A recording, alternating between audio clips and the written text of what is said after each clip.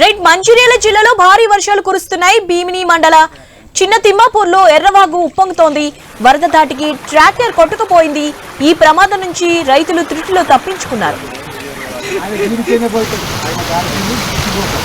Right, దీనిపై updates తెలుసుకుందాం. మా ప్రతినిధి శ్రీనివాస్ ఉన్నారు. శ్రీనివాస్, అప్డేట్స్ ఏంటి?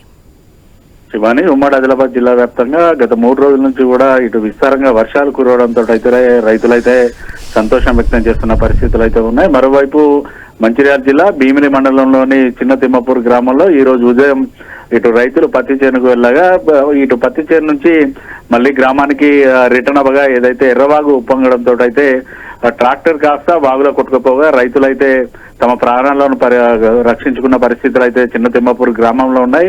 గత 3 రోజుల నుంచి కురుస్తున్న వర్షాలతో అయితే పూర్తిగా రైతన్నలు అయితే ఇటు పొలం సాగు పనుల్లోనైతే సన్నద్ధమవుతున్న పరిస్థితులు అయితే ఆదిలాబాద్ జిల్లా వ్యాప్తంగా ఉన్నాయి. నిన్న మొన్నటి వరకు పూర్తిగా పత్తి చేళ్లు ఎండిపోయి తమ పంట చేతికి రాదు అని పంట ఎండిపోతుందని రైతులు ఆందోళన చెందుతున్న క్రమంలో గత 3 రోజుల నుంచి కురుస్తున్న వర్షాలతో అయితే రైతులు హర్షం వ్యక్తం చేస్తున్న పరిస్థితులు అయితే ఉన్నాయి. మరోవైపు ఉమ్మడి ఆదిలాబాద్ జిల్లా వ్యాప్తంగా ఉన్నటువంటి ప్రాజెక్టులన్నీ కూడా ఇటు జలకలను అయితే సంతరించుకున్న పరిస్థితులు అయితే ఉన్నాయి. ఆదిలాబాద్ జిల్లాతో పాటు కొమరంభీం ఆసిఫాబాద్ జిల్లా మంచిర్యాలలో ఉన్నటువంటి ఇటు జలపాతాలు కూడా పూర్తిగా వరద నీటితోటి జాలువారుతున్న నేపథ్యంలోనైతే ఇటు పర్యాటకులను ఆకర్షిస్తున్న పరిస్థితులు అయితే ఉన్నాయి.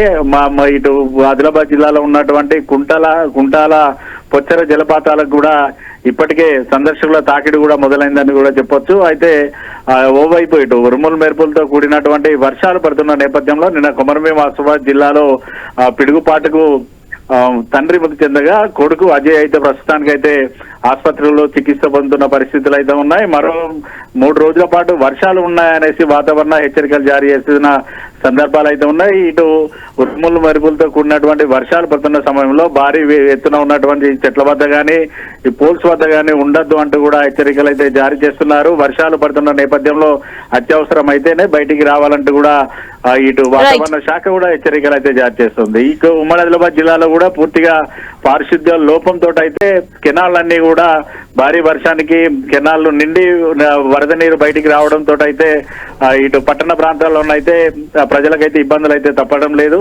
ఓవరాల్ గా మరో 3 రోజుల పాటు వర్షాలు ఉన్న నేపథ్యంలో అందరూ కూడా అలర్ట్ ఉండాలంటూ కూడా జిల్లా అధికారులు అయితే సూచన చేస్తున్న పరిస్థితులు ఉన్నాయి. Shivani, right, thanks for update Srinivas.